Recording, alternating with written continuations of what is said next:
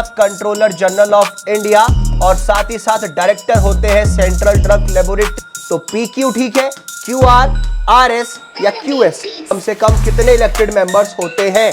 Hello everyone, स्वागत है आप सभी का फार्मेसी इंडिया प्रो पर। आज के इस लेक्चर में हम बात करने वाले हैं, हमारा जो सब्जेक्ट है फार्मास्यूटिकल ज्यूरिस्प्रूडेंस, उसका लास्ट जो लेक्चर हुआ था हमने बेस्ट 20 MCQs डिस्कस किए थे हिस्ट्री ऑफ ड्रग लेजिस्लेशन को लेकर के। आज का जो लेक्चर होने वाला है इसमें बेस्ट 20 MCQs हम डिस्कस करने वाले हैं फार्मेसी एक्ट 1948 को लेकर के और उसमें जो रिसेंट अमेंडमेंट्स हुए हैं उनको लेकर के। ये वीडियो आप सभी के लिए काफ़ी हेल्पफुल होने वाला है। आप जिस भी फार्मा कॉम्पिटिटिव एग्जाम की प्रिपरेशन कर रहे हैं उसके पॉइंट ऑफ व्यू से काफ़ी इंपॉर्टेंट रहेगा। तो चलिए अपने लेक्चर को शुरू करते हैं। आप यदि चैनल पर नए हैं, चैनल को सब्सक्राइब कर लीजिएगा और भी लेटेस्ट अपडेट्स के लिए डाउनलोड करें pharmacy India mobile app from the Google play store और द एप्पल ऐप स्टोर।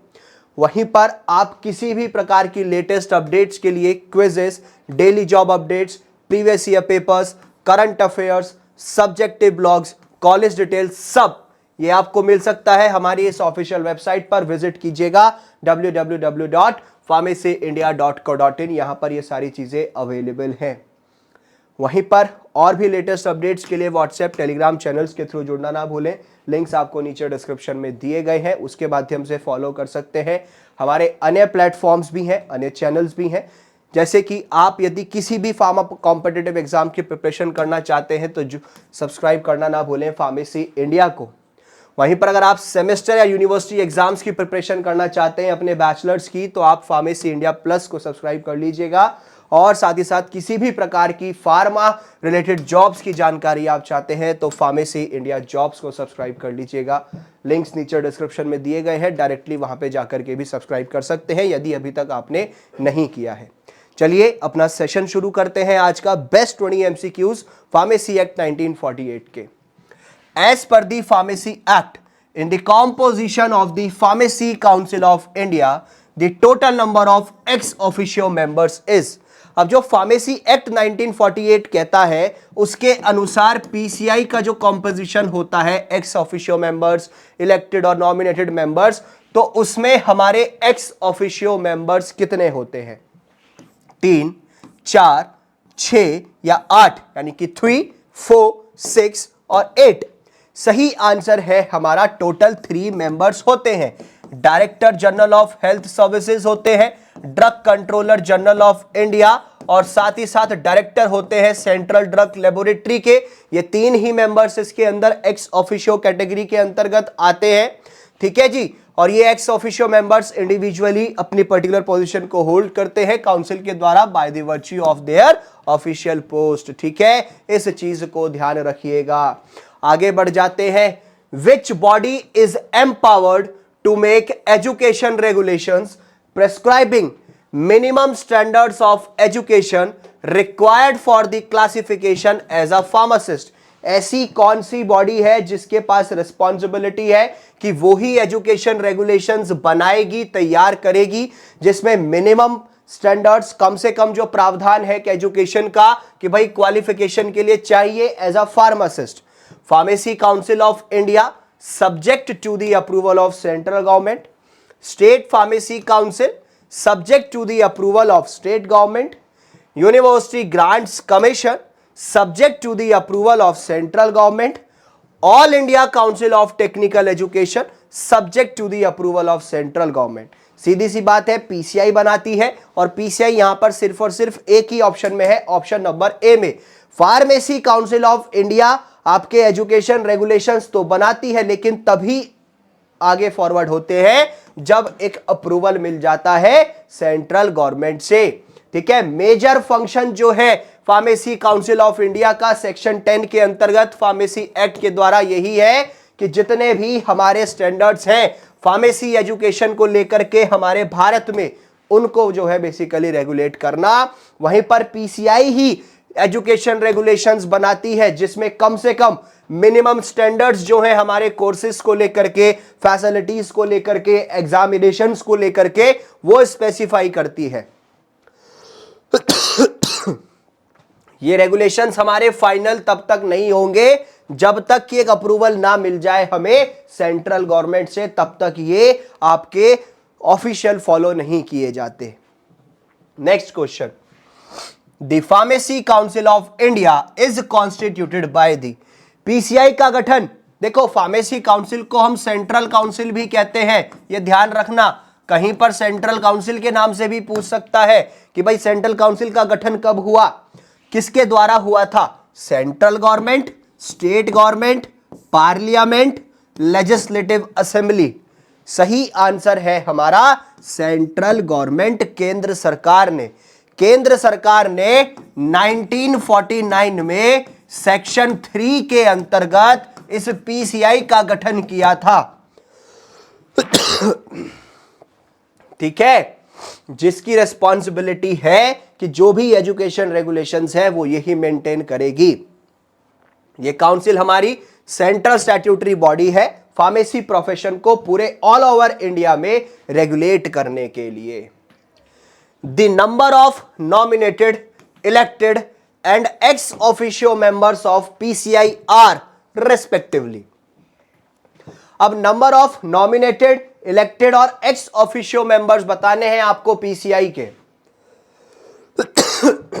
8, 9, 3, 9, 8, 3, 3, 8, 9 या 9, 3, 8।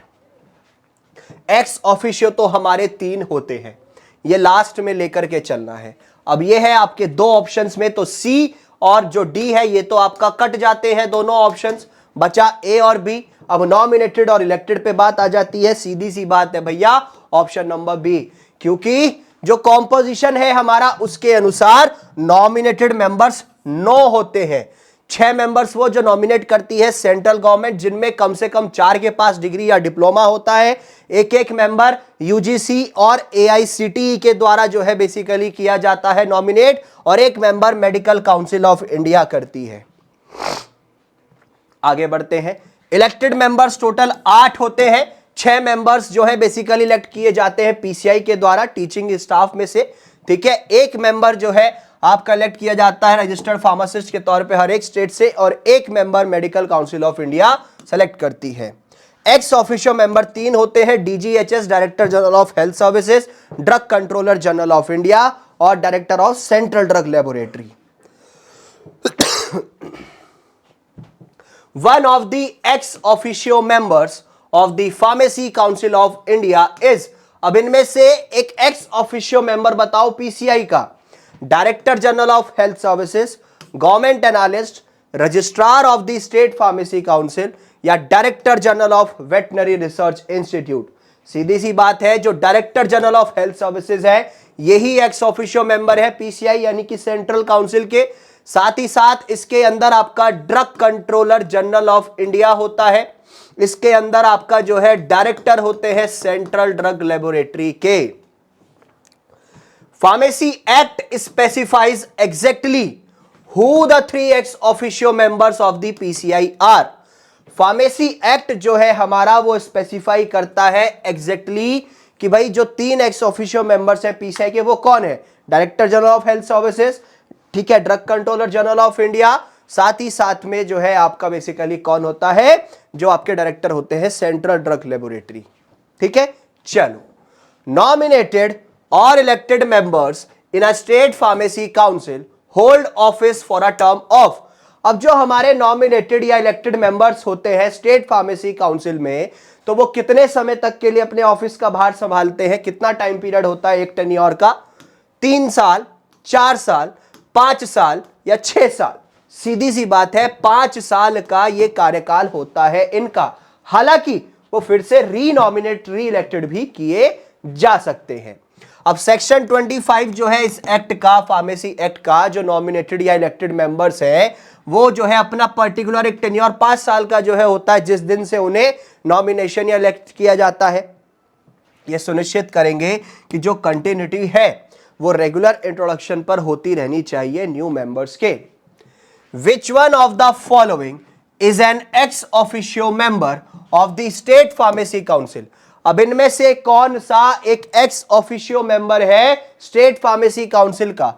चीफ फार्मासिस्ट गवर्नमेंट हॉस्पिटल का, chief administrative medical officer of the state, registered pharmacist, assistant drug controller. सीधी सी बात है, स्टेट फार्मेसी काउंसिल के अंतर्गत जो एक्स ऑफिशियो मेंबर है उसमें चीफ एडमिनिस्ट्रेटिव मेडिकल ऑफिसर होता है। स्टेट फार्मेसी काउंसिल्स में आपके एक्स ऑफिशियो मेंबर्स होते हैं based on their roles within the states. Chief administrative medical officer जो है स्टेट का, उसको डायरेक्टर ऑफ हेल्थ सर्विसेज भी कह लेते हैं क्योंकि ये सिमिलर टाइटल है या इसे हम डेजिग्नेट करते हैं एक्स ऑफिशियो मेंबर के तौर पे। ऑफिसर इंचार्ज जो है drugs control of the state और साथ ही साथ गवर्नमेंट एनालिस्ट, ये भी एक्स ऑफिशियो मेंबर्स होते हैं स्टेट फार्मेसी काउंसिल में। State pharmacy council should have the following number of elected members. State pharmacy council में कम से कम कितने इलेक्टेड मेंबर्स होते हैं? 6, 9, 5 या 7? सही आंसर है हमारा टोटल 7। अगर स्ट्रक्चर की बात करें स्टेट फार्मेसी काउंसिल की तो उसमें कुछ सेवरल कैटेगरीज है मेंबर्स की। ये एक्ट स्पेसिफाई करेगा कि जो नंबर ऑफ इलेक्टेड मेंबर्स होंगे वो सुनिश्चित करेंगे कि आपके रजिस्टर्ड फार्मासिस्ट कितने होने चाहिए। स्टेट फार्मेसी काउंसिल में 7 इलेक्टेड मेंबर्स होते हैं, 6 वो जो रजिस्टर्ड फार्मासिस्ट होंगे और 1 जो मेंबर स्टेट मेडिकल काउंसिल के द्वारा आपका जो है इलेक्ट किया जाता है। The number of hours of practical training for a registered pharmacist is. अब कितने घंटे की कम से कम एक प्रैक्टिकल ट्रेनिंग होनी चाहिए रजिस्टर्ड फार्मासिस्ट की? कम से कम 750 घंटे, कम से कम 500 घंटे, कम से कम 250 घंटे या कम से कम 300 घंटे? जो डी फार्मा करते हैं वो अच्छे से जानते ही हैं कि भाई कम से कम 500 घंटे, जो ऑलमोस्ट मिनिमम 3 मंथ्स बनते हैं। इतनी तो ट्रेनिंग 500 घंटे की अनिवार्य है। एजुकेशन रेगुलेशंस फ्रेम किए जाते हैं पीसीआई के द्वारा, जिसमें मिनिमम रिक्वायरमेंट जो है वो प्रेस्क्राइब की गई है। ठीक है जी। एक ये मेजर कंपोनेंट आता है कि ये क्वालिफिकेशन मैंडेटरी है प्रैक्टिकल ट्रेनिंग की जब आप एक अपना एकेडमिक कोर्स कर लेते हैं। ठीक है, ये रेगुलेशन स्पेसिफाई करेंगे कि भाई कैंडिडेट को जो है कम से कम 500 घंटे की प्रैक्टिकल ट्रेनिंग करनी ही है, जो ऑलमोस्ट 3 मंथ्स में कवर होती है, किसी भी अप्रूव्ड हॉस्पिटल फार्मेसी से, गवर्नमेंट हॉस्पिटल से होती है। The penalties prescribed for falsely claiming to be a registered pharmacist on first conviction are. अब जो पेनल्टीज प्रेस्क्राइब की गई है, कोई झूठा दावा करता है कि वो रजिस्टर्ड फार्मासिस्ट है, पहली बार पकड़ा गया तो 1500 रुपए तक का जुर्माना है, या 500 रुपए तक का, 1000 रुपए तक का, या 6 महीने तक की जेल। सीधी सी बात है 500 यानी कि 500 रुपए तक का जुर्माना लगेगा। सेक्शन 42 जो है हमारा फार्मेसी एक्ट का, पेनलाइज करता है इंडिविजुअल्स को जो गलत तरीके से अपने आप को रजिस्टर्ड फार्मासिस्ट शो करते हैं। पहली बार पकड़े गए तो पेनल्टी जो है बढ़ बढ़ करके 500 रुपए हो सकती है, और ऐसे ही लगातार करते रहेंगे तो और ज्यादा सीवियर हो जाएगा, जेल भी हो सकती है 6 महीने तक की, जुर्माना 1000 रुपए तक का भी लग सकता है, या फिर दोनों। Every year the register of state pharmacy council is required to print the registers on. हर साल रजिस्टर जो है स्टेट फार्मेसी काउंसिल का वो जरूरी होता है प्रिंट करना। तो वो रजिस्टर किस दिन प्रिंट होते हैं? 1 मार्च, 1 अप्रैल, 1 जनवरी या 1 जून? सही आंसर है हमारा 1 अप्रैल। जब आप एक एक्यूरेट और up to date register maintain करेंगे तो जो प्राइमरी फंक्शन होगा स्टेट फार्मेसी काउंसिल का वो जरूरी हो जाता है इसको मेंटेन करना।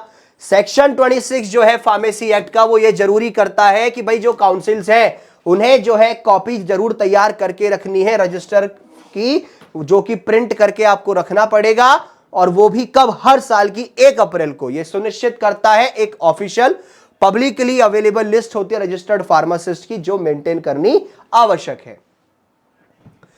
The functions of the state pharmacy council are. State pharmacy council के फंक्शंस क्या है भैया? Maintenance of registers of pharmacist, entry and removal of names, recognition of foreign qualification, withdrawal of approvals from institutions. तो PQ ठीक है, QR, RS या QS? सीधी सी बात है भैया हमारा PQ, ये दोनों ही ठीक है, क्योंकि भाई स्टेट फार्मेसी काउंसिल्स के जो प्राइमरी फंक्शंस हैं भाई रेगुलेट करना है फार्मेसी प्रैक्टिस को स्टेट के अंतर्गत ही। तो जो मेंटेनेंस होती है रजिस्टर्स की और एंट्री या रिमूवल होगा नामों का रजिस्टर से, वो एक मेजर रिस्पॉन्सिबिलिटी में आता है। जो फॉरेन क्वालिफिकेशन का रिकॉग्निशन है या विड्रॉवल है एक अप्रूवल का इंस्टीट्यूशन से, ये फंक्शंस है सेंट्रल काउंसिल के, यानी कि फार्मेसी काउंसिल ऑफ इंडिया के। The central register of pharmacist is maintained by, जो सेंट्रल रजिस्टर है फार्मासिस्ट का वो मेंटेन करता है state government, PCI, state pharmacy council या ड्रग कंट्रोलर। सही आंसर है हमारा PCI, pharmacy council of India. हर एक स्टेट फार्मेसी काउंसिल में मेंटेन करना खुद का रजिस्टर कंपलसरी है। फार्मेसी काउंसिल ऑफ इंडिया या सेंट्रल काउंसिल भी रिस्पॉन्सिबल है सेंट्रल रजिस्टर को प्रिपेयर करने के लिए। सेंट्रल रजिस्टर आपका कंपाइलेशन है सभी नाम्स का जो इंडिविजुअल स्टेट रजिस्टर्ड में मेंशन है। 29 राज्य हैं, उन सब के रजिस्टर तैयार करोगे इतनी मोटी लिस्ट बनेगी, तो वो यहां पर मेंटेन होती है। Joint state pharmacy council is constituted under section dash of the pharmacy act. अब जो जॉइंट स्टेट फार्मेसी काउंसिल है उसका गठन किस सेक्शन के तहत हुआ? फार्मेसी एक्ट के 19, 20, 12 या 21। सही आंसर है हमारा सेक्शन 20। फार्मेसी एक्ट अलाउ करता है फ्लेक्सिबिलिटी उसकी इंप्लीमेंटेशन से स्मॉलर स्टेट्स को लेकर के। अब सेक्शन 20 जो है बेसिकली वो एक्ट जो है ये प्रोवाइड करता है कि भाई आप 2 या 2 से ज्यादा राज्य मिलकर के एक जॉइंट स्टेट फार्मेसी काउंसिल बना सकते हैं म्यूचुअल एग्रीमेंट के बाद में। यहां पर आप अपनी रिसोर्सेज शेयर करेंगे, प्रॉपर सिंगल काउंसिल होगा जो दोनों या तीनों पार्टिसिपेटिंग स्टेट्स होंगी वो मिलकर के करेंगी। मेंबर्स भी दोनों में तीनों में से मिलकर के ही बनेंगे। ये निश्चित काल के लिए भी हो सकता है, डेफिनेट पीरियड के लिए, या इनडेफिनेट यानी कि अनिश्चित काल के लिए।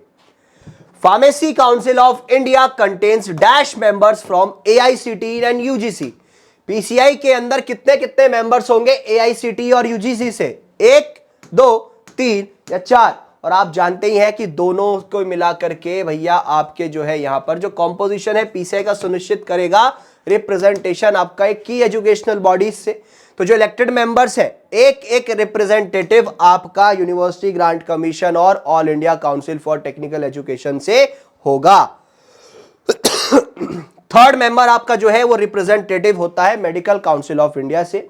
और ऑप्शन में जो है बेसिकली इंप्लाई 3 किया गया एआईसीटी यूजीसी का कंबाइन करके, ना कि जो है 1 फ्रॉम ईच, ये ध्यान रखना। Which of the following statements are true regarding the pharmacy act? Pharmacy act को लेकर के कौन सी स्टेटमेंट ठीक है? भैया 5 चैप्टर में ये हमारा डिवाइडेड है और 46 सेक्शंस है, या इसका मेजर अमेंडमेंट 1975 में आया, माइनर अमेंडमेंट इसका 1959। तो PQR आपके ठीक है और S गलत, या PRS ठीक है, Q गलत। सीधी सी बात है भैया, PRS ठीक है आपके, बिल्कुल ठीक है। यहां पर देख सकते हैं तो PQ ही है, तो भैया P ही सिर्फ ठीक है, क्योंकि जो स्टेटमेंट P है आपकी वो कहती है कि फार्मेसी एक्ट 1948 ऑर्गेनाइज किया गया 5 चैप्टर 46 सेक्शंस में। ठीक है, क्यों गलत क्यों है? क्योंकि जो मेजर अमेंडमेंट्स थे एक्ट के वो 1959 में आए, फिर 76 ना कि 75 में। Education regulation is published in the official gazette by. Bharat के राजपत्र में जो एजुकेशन रेगुलेशंस को पब्लिश करते हैं वो कौन करता है? Ministry of education, central government, drug controller, president PCI pharmacy council of India. सीधी सी बात है केंद्र सरकार यानी कि सेंट्रल गवर्नमेंट। जब एजुकेशन रेगुलेशंस पीसीआई के द्वारा बना दिए गए थे तो अप्रूवल मिला सेंट्रल गवर्नमेंट से, जो कि ऑफिशियल बनाया गया।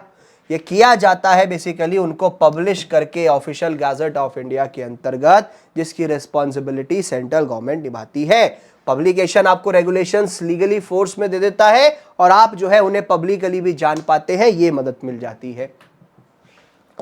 For the registration of pharmacist in the various states the pharmacy act provides for the constitution of. अब जो रजिस्ट्रेशन होता है फार्मासिस्ट का अलग अलग राज्यों में, तो फार्मेसी एक्ट आपको किस चीज के कॉन्स्टिट्यूशन की जो है बेसिकली रिस्पॉन्सिबिलिटी दे देता है? Registration tribunals, registrar of cooperative societies, registrar of state pharmacy council, registrar of central pharmacy council. सही आंसर है हमारा registrar of state pharmacy council.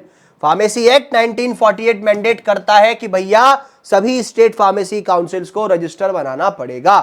Primary duties council की यही है कि रजिस्ट्रार अपॉइंट करो, जो रिस्पॉन्सिबल होगा स्टेट रजिस्टर को प्रिपेयर करने के लिए फार्मासिस्ट की, और रजिस्ट्रार जो है स्टेट फार्मेसी काउंसिल का वही कॉन्स्टिट्यूशनल अथॉरिटी होगी फार्मासिस्ट के रजिस्ट्रेशन के लिए स्टेट लेवल पे। Choose the correct statement with respect to the pharmacy act 1948। Education Regulation 1991 does not prescribe the minimum qualification for registration as a pharmacist. Section 12 of the Act deals with the approval of courses of study under Chapter 2. Section 12 of the Act deals with the approval of courses of studies and examination under Chapter 2 thereof. State government is authorized to make any rules with respect to the course of study.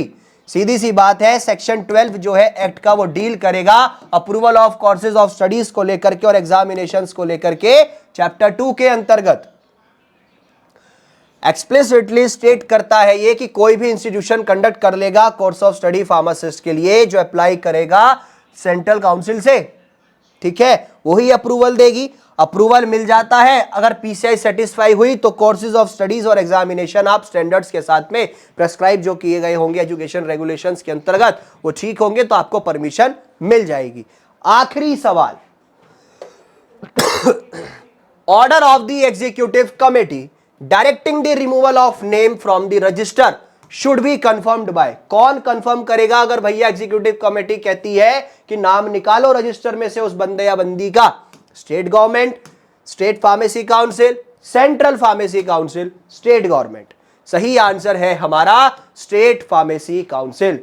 Executive committee जो है state pharmacy council की वो ही संभालती है day to day functions को, including inquiries into professional misconduct. अगर executive committee decide करती है कि फार्मासिस्ट का नाम हटेगा रजिस्टर में से तो ये डिसीजन जो है आपका फाइनल नहीं होगा। Order for removal must be formally confirmed by a majority vote of the members. जो पीसीआई के मेंबर्स हैं उनकी मेजॉरिटी वोट के ऊपर आधारित होगा। पूरी मीटिंग होगी उस स्टेट फार्मेसी काउंसिल में, तब यह डिसाइड किया जाता है। यह था हमारा आज का लेक्चर जिसमें हमने बेस्ट 20 एमसीक्यूज को डिस्कस किया। आई होप ये सारे क्वेश्चंस आपके लिए काफ़ी हेल्पफुल रहेंगे, आपके लिए जो है मददगार साबित होने वाले हैं किसी भी फार्मा कॉम्पिटिटिव एग्जाम के लिए, चाहे आप जीपैट की प्रिपरेशन कर रहे हैं, बी फार्म कर रहे हैं, या आप जो है बेटा जी फार्मासिस्ट ड्रग इंस्पेक्टर की प्रिपरेशन कर रहे हैं। ये वीडियो आप सभी के लिए काफ़ी हेल्पफुल होगा। और भी लेटेस्ट अपडेट्स के लिए बने रहें फार्मेसी इंडिया प्रो के साथ ही साथ में आप व्हाट्सएप टेलीग्राम चैनल्स के थ्रू ज्वाइन कर सकते हैं। लिंक्स नीचे डिस्क्रिप्शन में दिए गए हैं, उसके माध्यम से फॉलो कर सकते हैं। और भी लेटेस्ट अपडेट्स के लिए डाउनलोड करें फार्मेसी इंडिया मोबाइल ऐप। मिलेंगे नेक्स्ट लेक्चर में, तब तक के लिए जय हिंद।